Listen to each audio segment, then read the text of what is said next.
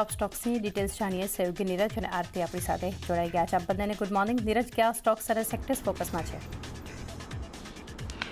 જી good morning. અને આજે સૌથી પહેલાં આપણે ચર્ચા કરીશું ઓએમસીઝની, કારણ કે જો ગઈકાલે આપણે ક્લોઝિંગ બેલના શો દરમિયાન જ ખાસ કરીને સમાચાર આવ્યા હતા કે ₹2 વધારો એક્સાઇઝ ડ્યુટી પેટ્રોલ અને ડીઝલની એક્સાઇઝ ડ્યુટીમાં ખાસ કરીને કરવામાં આવ્યો છે.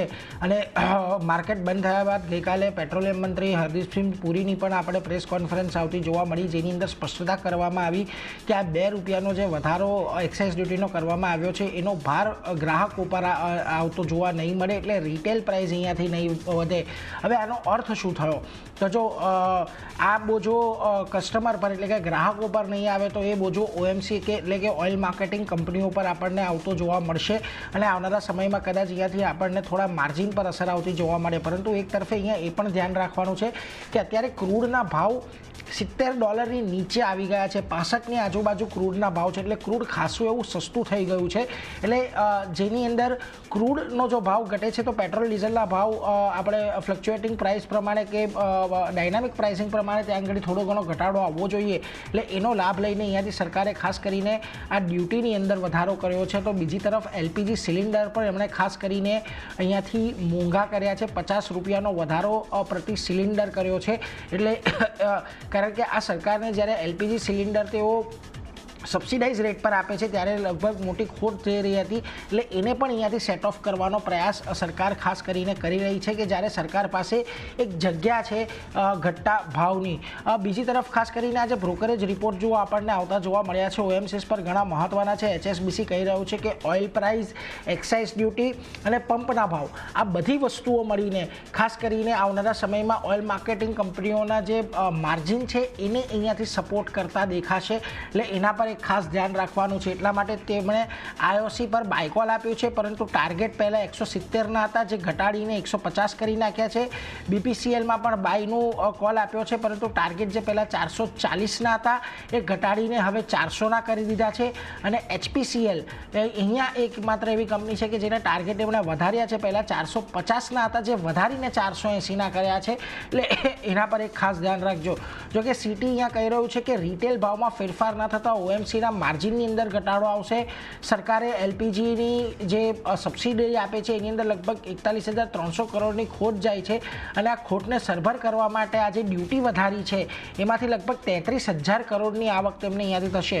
અને એલપીજીના ભાવ ₹50 પ્રતિ સિલિન્ડર વધાર્યા છે તેનાથી લગભગ 23% જેટલી ખોટ ઘટી શકે છે એવો અહીંયાથી સીટીએ મત વ્યક્ત કર્યો છે. એટલે ખાસ કરીને આજના દિવસે અહીંયા ઓએમસીસ પર ખાસ ધ્યાન રાખવાનું છે કે અહીંયા કેવી ઇમ્પેક્ટ આપણને આવતી જોવા મળે છે. બીજી તરફ Q4 અપડેટ પર હવે નજર કરીએ તો આજના દિવસે ટાઇટનના Q4 અપડેટ આવતા દેખાયા. Q4 સ્ટેન્ડઅલોન કારોબાર ગ્રોથ લગભગ 25% રહ્યો છે. Q4માં રિટેલ નેટવર્કમાં નવા 72 સ્ટોર ખોલ્યા છે અને કુલ સ્ટોરની સંખ્યા હવે 3,312 થઈ ગઈ છે. જ્વેલરી સેગમેન્ટમાં 24%, 25% જેટલો ગ્રોથ રહ્યો છે. વોચિસ 22%, આઈકેર 19% અને કેરેટ લેનમાંથી લગભગ 22%નો એક જોરદાર ગ્રોથ આવતો જોવા મળ્યો છે. અને ખાસ કરીને સોનાના ભાવમાં જે ઉછાળો આવ્યો છે એને લઈને કંપનીનો ગ્રોથ સારો રહેતો જોવા મળ્યો છે. એટલે એના પર એક નજર ખાસ કરીને રાખવાની છે. ઓવરઓલ એક સારું ક્વાર્ટર અત્યારે તો લાગી રહ્યું છે, પરંતુ જો બ્રોકરેજ અહીંયાથી ખાસ કરીને ટાઇટન પર ન્યુટ્રલ કોલ આપી રહ્યું છે. સિટી ટાર્ગેટ 3,350ના આપી રહ્યા છે. અને ખાસ કરીને સેમ સેલ્સ ગ્રોથ અને લાઇક ટુ લાઇક ગ્રોથને કારણે અહીંયાથી આપણને સારો એવો ગ્રોથ જોવા મળી રહ્યો છે. ગોલ્ડ જ્વેલરી 27%, જ્યારે કોઇનની અંદર 65%નો ગ્રોથ આવતો જોવા મળ્યો છે, જે એક મજબૂત કન્ઝ્યુમર ડિમાન્ડ દર્શાવે છે. એટલે ખાસ કરીને હવે અહીંયાથી આજના દિવસમાં જોવાનું રહ્યું ટાઇટનમાં પોઝિટિવ કોઈ ઇમ્પેક્ટ આવે છે કે નહીં. બીજી તરફ PN ગાડગિલ જ્વેલર્સ અહીંયા પણ આપણને ખાસ કરીને Q4 અપડેટ આવતા દેખાયા છે. અને આ Q4 અપડેટમાં પણ તેમનો આવક ગ્રોથ લગભગ 5% જેટલો વધ્યો છે. અને સંપૂર્ણ વર્ષ એટલે કે FY25માં લગભગ 26%નો ગ્રોથ તેમણે અહીંયાથી દર્શાવ્યો છે. રિટેલ ઓપરેશનમાં કુલ આવકમાં યોગદાન લગભગ 81% જેટલું છે. અને રિટેલ આવક ગ્રોથ Q4માં 50% જેટલી રહી છે. ઈ કોમર્સમાં સેલ્સ ગ્રોથ લગભગ 2.5 ગણો જેટલો જોવા મળ્યો છે અને એનું આવકમાં યોગદાન લગભગ 11.7% જેટલું છે. ગુડી પાડવામાં અત્યાર સુધીનું સૌથી વધુ એક દિવસનું વેચાણ લગભગ 123 કરોડનું રહેતું જોવા મળ્યું. એમનો સેમ સ્ટોર સેલ્સ ગ્રોથ પણ લગભગ 26%ની આસપાસ છે. એટલે આજે અહીંયા પણ એક પોઝિટિવિટીની અપેક્ષા રાખી શકાય. અને છેલ્લે મારા તરફથી M&M બિઝનેસ અપડેટ આપી છે. માર્ચમાં ઉત્પાદન 24% જેટલું વધ્યું છે, વેચાણ 19% જેટલું વધ્યું છે. એક્સપોર્ટની અંદર ઓલમોસ્ટ 1.5 થી 1.25%નો વધારો અહીંયા જોવા મળ્યો છે. અને મહિન્દ્રા એડવાન્સ મુંબઈમાં મહિન્દ્રા એડવાન્સ ટેકનોલોજી નામથી એક નવી સબસિડરી કંપનીએ શરૂ કરી છે. એટલે ઓવરઓલ આજના દિવસમાં M&Mમાં આમ તો તમને આ સમાચારની કોઈ બહુ અસર આવતી જોવા નહીં મળે, કારણ કે અહીંયા આપણે સેલ્સના જ્યારે આંકડા જોયા હતા ત્યારે જ અહીંયા એક અસર આપણને આવતી દેખાઈ હતી. એટલે આજના દિવસે એક OMC ટાઇટન આ બંને પર એક નજર રાખવાની છે કે અહીંયા આજે આપણને કેવા એક મૂવ આવતા દેખાય છે. પરંતુ આરતી, તમારા લિસ્ટમાં પણ આજે ઘણા સ્ટોક્સ, ક્યાં નજર તમારી? જે એને પણ ઘણા બધા કાઉન્ટર છે જ્યાં ફોકસ રાખવાનું રહેશે. બિઝનેસ અપડેટ સાથે શરૂઆત કરીએ તો અહીંયાથી શોભાની બિઝનેસ અપડેટ આવતી દેખાઈ રહી છે, જ્યાં FY25માં સેલ્સ વેલ્યુ જે છે વધ્યું છે, 5.5% વધી 6,277 કરોડની આસપાસ પહોંચતું દેખાયું છે. બીજી બાજુ Q4 FY25માં જે સેલ્સ વેલ્યુ છે તે વધીને 1,836 કરોડની આસપાસ પહોંચતી દેખાઈ રહી છે. અને Q4માં 1.56 મીટર સ્ક્વેર ફીટ એરિયા સરેરાશ પ્રાઇઝની આપણે વાત કરી લઈએ તો લગભગ 11,751 પ્રતિ સ્ક્વેર ફીટ પર અહીંયાથી કંપની જે છે તે વેચતી જોવા મળશે. તો એક સારા બિઝનેસ અપડેટ છે. શોભાના કાઉન્ટર પર આજે ફોકસ રાખવાનું રહેશે. પોઝિટિવિટી અહીંયા આપણને બનતી દેખાઈ શકે છે. નેક્સ્ટ કાઉન્ટર લેમન ટ્રી હોટલનું છે. લાયસન્સ કરવાના સમાચાર અહીંયા આવતા દેખાઈ રહ્યા છે, જ્યાં દાર્જિલિંગમાં નવી હોટલની પ્રોપર્ટી માટે કંપનીએ ખાસ કરીને લાયસન્સ કરાર કર્યા છે, જેમાં કંપનીની સબસિડરી જે કાર નેશન છે હોટેલ પ્રોપર્ટીનું મેનેજમેન્ટ અહીંયાથી કરતી જોવા મળશે. અને FY26માં હોટલ શરૂ કરવાની અપેક્ષા કંપની રાખી રહી છે. તો એક લેમન ટ્રી હોટલનું કાઉન્ટર પર ફોકસમાં એક દાર્જિલિંગમાં નવી હોટલ શરૂ કરવા જઈ રહી છે કંપની, અને કારણે એક પોઝિટિવિટી અહીંયા બનતી દેખાઈ શકે છે. ભારત ઇલેક્ટ્રોનિક્સની વાત કરી રહી તો પોઝિટિવિટી અહીંયા બનતી દેખાઈ શકે છે. કરાર કરવાના સમાચાર આવી રહ્યા છે.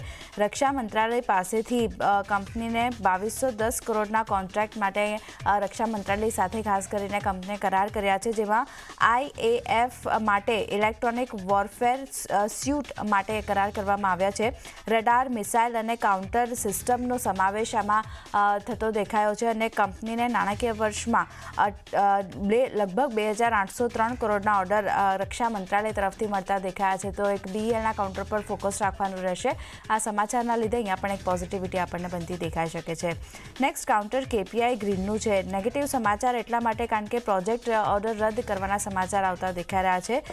સાઈ બંધન ઇન્ફિનિયમ પાસેથી પ્રોજેક્ટ ઓર્ડર રદ કરવામાં આવ્યો છે. 66.20 મેગાવોટ હાઇબ્રિડ પાવર પ્રોજેક્ટ હતો, જે અહીંયાથી રદ કરવામાં આવ્યો છે. અને ઓર્ડર મળ્યા પછી પ્રોજેક્ટ ટેકનિકલ આવશ્યકતાઓમાં ફેરફારના કારણે આ ઓર્ડર રદ કરવામાં આવ્યો છે. તો એક થોડી ઘણી નેગેટિવ અસર KPI ગ્રીનના કાઉન્ટર પર આપણને જોવા મળી શકે છે. અહીંયા એક ધ્યાન રાખવાનું રહેશે. ટીટાગઢ રેલ સિસ્ટમની વાત કરી લઈએ તો અહીંયા મેનેજમેન્ટ ફેરફારના સમાચાર આવતા દેખાઈ રહ્યા છે, જ્યાં નયનતારા પાલચૌધરી, કૃષ્ણકુમાર જાલન અને SK રૂંગટાની ફરી નિયુક્તિ કરવામાં આવી છે. 5 વર્ષ માટે નોન એક્ઝિક્યુટિવ ઇન્ડિપેન્ડન્ટ ડાયરેક્ટર તરીકે ફરી નિયુક્ત અહીંયાથી કરવામાં આવ્યા છે, જેમાં ઉમેશ ચૌધરીની વાત કરી લઈએ તો 5 વર્ષ માટે વાઇસ ચેરમેન અને MD તરીકે તેઓ ફરીથી નિયુક્ત થયા છે. તો એક મેનેજમેન્ટ ફેરફારના લીધે ટીટાગઢ રેલ સિસ્ટમના કાઉન્ટર પર પણ નજર રાખવાની રહેશે. અને છેલ્લે બ્રિગેડ એન્ટરપ્રાઇઝિસની વાત કરી લઈએ તો કરાર કરવાના સમાચાર આવતા દેખાઈ રહ્યા છે. મૈસૂરમાં રેસિડેન્શિયલ પ્રોજેક્ટ માટે કરાર કર્યા છે, જ્યાં કંપની 10 એકરમાં લગભગ 0.37 મિલિયન સ્ક્વેર ફીટ ડેવલપ અહીંયાથી કરતી જોવા મળશે. અને પ્લોટ અને અપાર્ટમેન્ટ સાથે 225 કરોડની વેલ્યુ ખાસ કરીને રહેતી દેખાઈ રહી છે. કંપની સ્ટ્રેટેજિક લોકેશન સાથે મૈસૂરમાં વિસ્તરણ કરવા જઈ રહી છે. તો એક ખાસ ફોકસ બ્રિગેડ એન્ટરપ્રાઇઝિસના કાઉન્ટર પર પણ રાખવાનું રહેશે. જો ચાંદની ઘણા બધા કાઉન્ટર છે જે નીરજે જણાવ્યા, મેં જણાવ્યા, બધા ફોકસમાં રહેશે. જી, તો આપણા સ્ટોક્સ